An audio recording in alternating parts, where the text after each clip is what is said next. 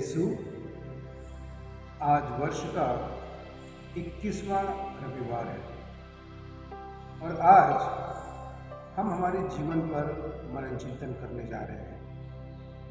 भाई और बहनों, हमारा जीवन एक चुनौती है।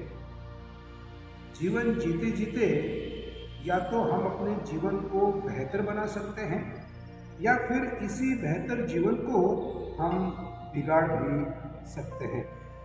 उदाहरण के लिए, अगर कोई परीक्षा में फेल होता है तो वो पुनः अभ्यास करके परीक्षा में पास हो सकता है, या फिर परीक्षा के इस ना फेल को लेकर के अपने जीवन में हताश हो जाता है, परेशान हो जाता है और कभी कभी गलत कदम उठा लेते हैं। उसी प्रकार नौकरी, अगर हम मेहनत करेंगे, पूरी लगन से अभ्यास करेंगे तो हम नौकरी में भी हम अच्छी नौकरी हम पा सकते हैं। इसी प्रकार हमारे आध्यात्मिक जीवन को भी हम बेहतर बना सकते हैं, एक आदर्श जीवन जी सकते हैं। आज की उपासना में प्रभु यीशु ख्रिस्त हमसे कहते हैं कि सतर्क रहो, सावधान रहो, क्योंकि तुम्हें पता नहीं कि भविष्य में क्या है।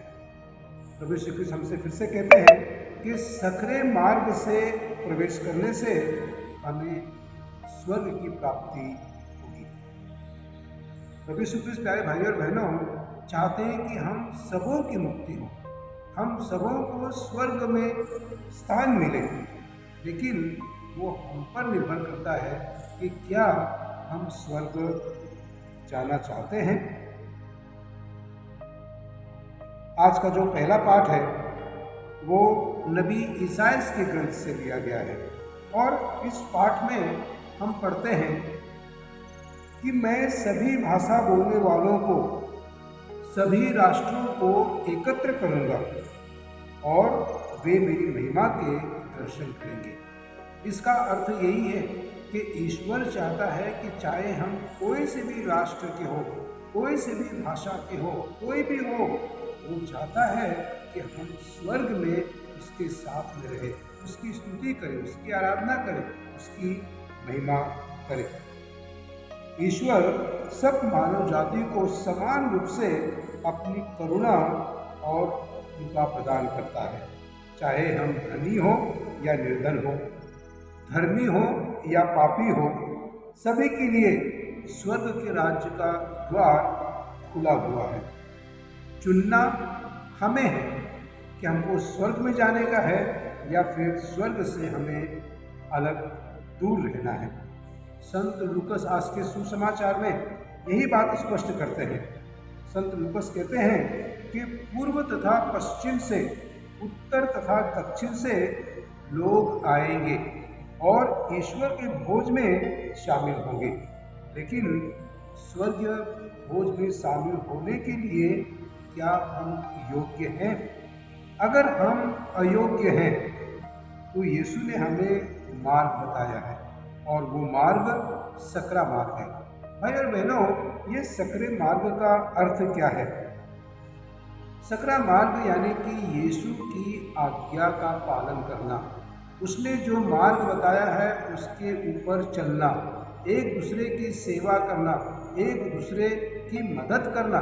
और जब हम इस प्रकार की मदद करेंगे, सेवा करेंगे, तो हम सकरे मार्ग से प्रभु की ओर आगे बढ़ रहे हैं। सकरे मार्ग पर चलना यानी जीवन में अनेक कठिनाइयाँ आएगी, परेशानियाँ आएगी, पारिवारिक में मुसीबतें आएगी, लेकिन इनके ऊपर उठकर ईश्वर की मदद से हमें सकरे मार्ग को अपनाना है। और अगर हमने हिम्मत से काम लिया, विश्वास से काम लिया, प्रभु की कृपा पर निर्भर रहकर काम किया, तो जरूर उस सकरे मार्ग से हम गुजरेंगे और अंत में हम प्रभु के सानिध्य में रहेंगे।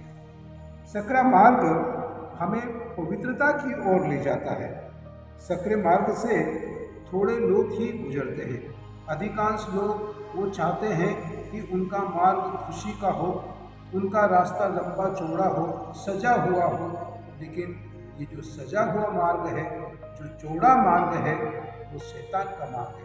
भाई और बहनों, शैतान हमेशा हमको लालच देता है, हमको फुसलाता है, अच्छी अच्छी बातें बताता है, लेकिन उसका अंतिम परिणाम वो स्वर्ग राज्य से हमको दूर लेके जाता है। चुनौती हमारे हाथ में है। एक ओर हमको यीशु बुला रहे हैं कि सकरे मार्ग से होकर गुजरो और वो तुम्हें अनंत जीवन प्रदान करेगा। दूसरी ओर शैतान हमको लालच में डालता है कि अच्छे मार्ग से चलो, चौड़े मार्ग से चलो, सजे हुए मार्ग से चलो, लेकिन उस मार्ग में चलकर हमको सिर्फ नरक की प्राप्ति होगी।